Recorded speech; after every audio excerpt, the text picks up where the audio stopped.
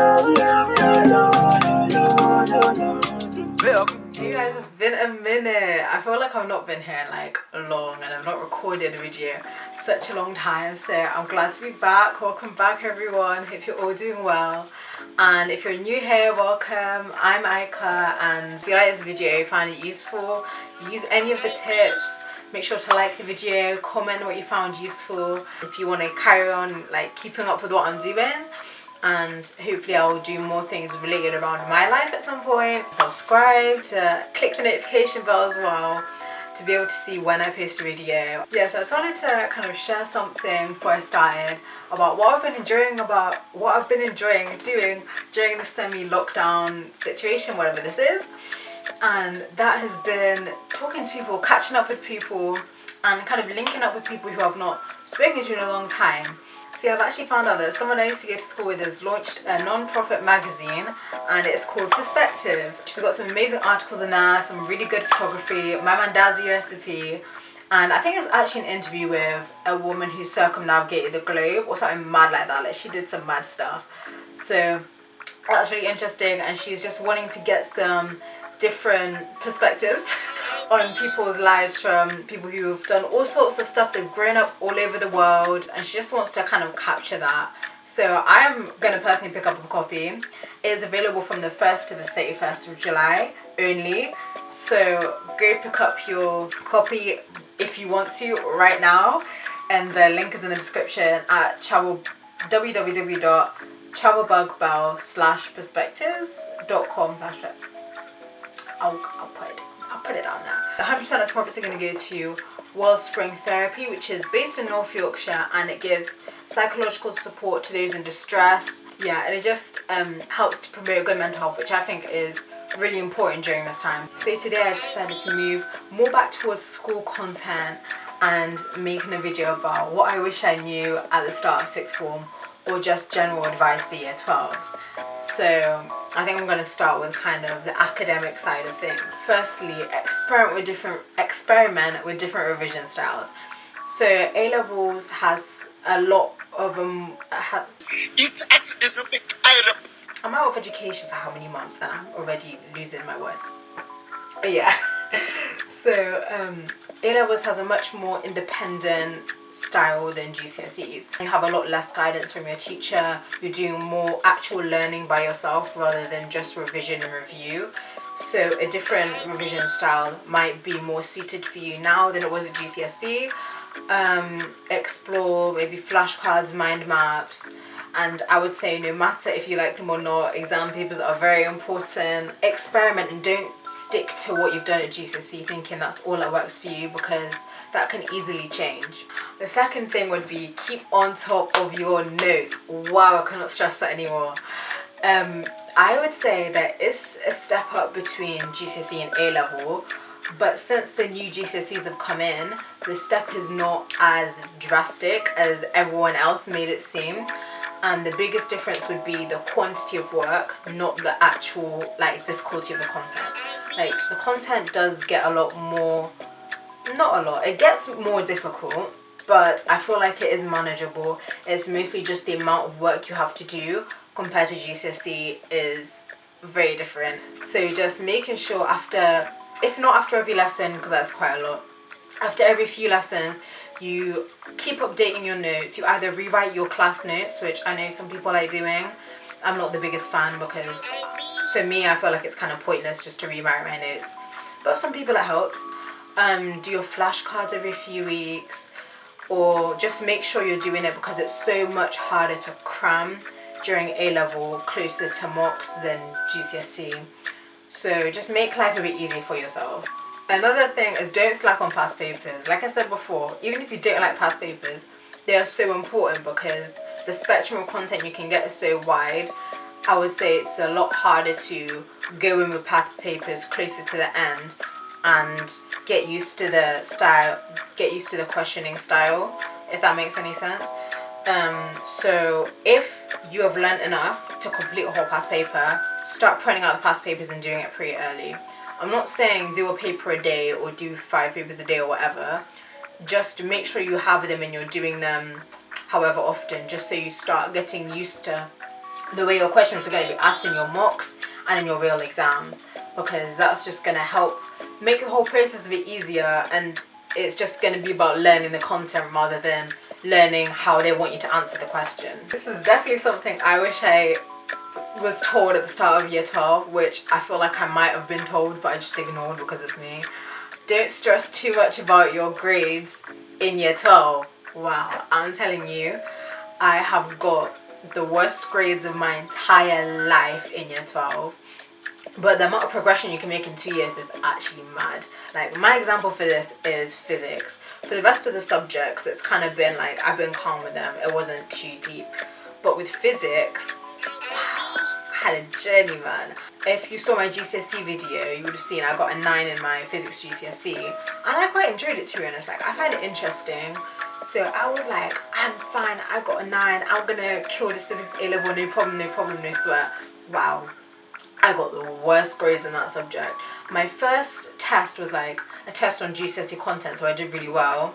And then once we started learning like actual content, I'm telling you, straight off a cliff. But by the time I left, like my last past papers I was doing, we get set past papers every week as homework, and I was getting A stars for the latest module we learned. So the progression I made during that 2 years is crazy, and I feel like if you get so engrossed in grades at the start, you're really gonna miss the experience of A-levels. And to be honest, we all trash talk our sixth form so much, but I actually miss it, you know, like low-key, I miss it. So I say just make sure you enjoy it while you can, and don't focus too much on the grades, because they will come.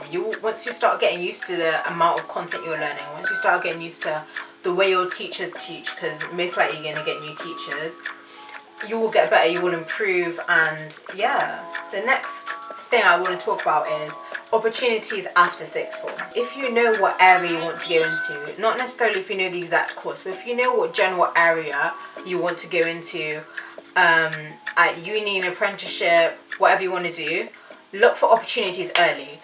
Cause since I wanted to do medicine, there are so many schemes you can do.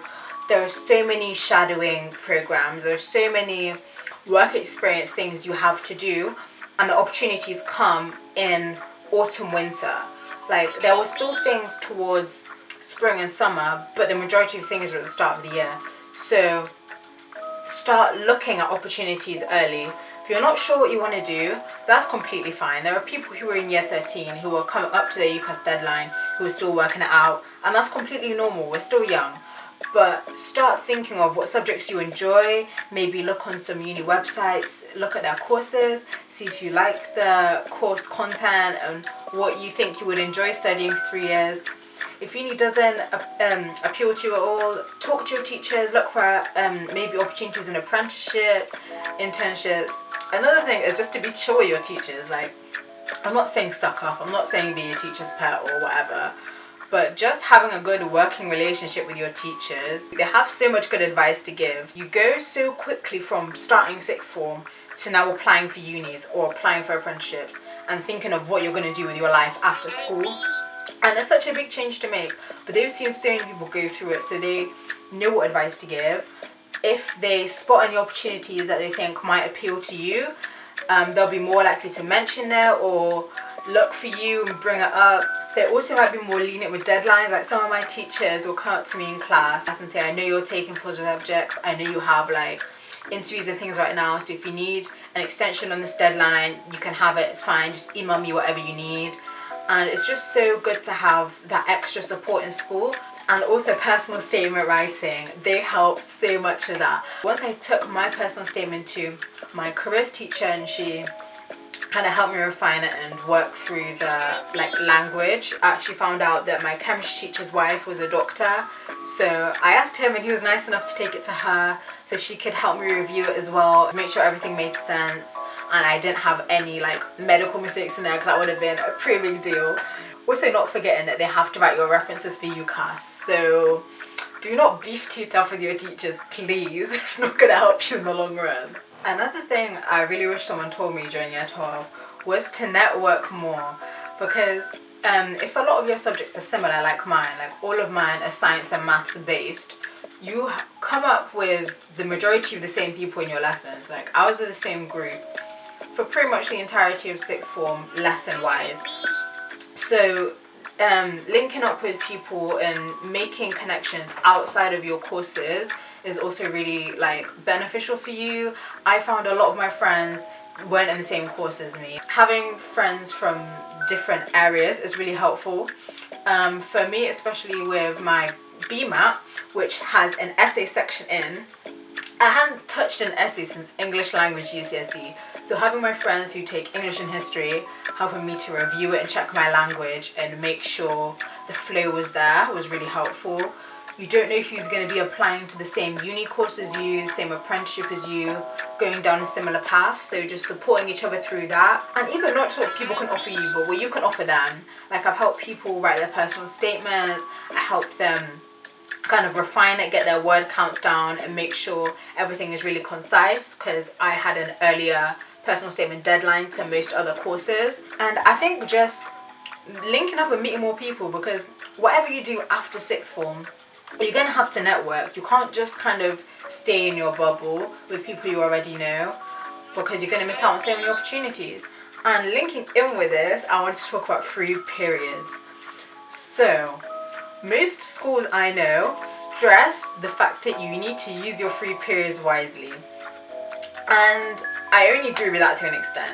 For my school, we were very chill with free periods. They said you should use your free periods to do an hour for an hour, which is the concept of for each hour of classwork, you should be doing 1 hour of revision. Yeah, they say you should use your free periods to do your hour for an hour, use the library, use this area, use this study area, revise there. But for us, they didn't say you need to be in this place and you'll be registered for your free periods, which some schools do, believe it or not. If your school are not like that, I would say if you want to do some work in your free periods to reduce the amount you have to do outside of school hours, calm, chill, do that. I think it is kind of helpful to have that extra time where you're not in lessons but you are in school. Like if you don't feel like you can work in your home environment or you can't get to the libraries often, that could be something that can help you. But also, this is a really good time to network because you are out of lessons, so you're not just in a room with people who you were in a room with for however many hours a week. You can walk around, chat to new people, make connections. So many of my snap memories have come from my free periods. Year 12 free periods were actually it, because this is when everyone could still be bothered to come into school and chill with each other. But during year 13, I'm telling you, as soon as your lesson ends, everyone goes home. They dip. They will even leave 5 minutes before the lesson ends.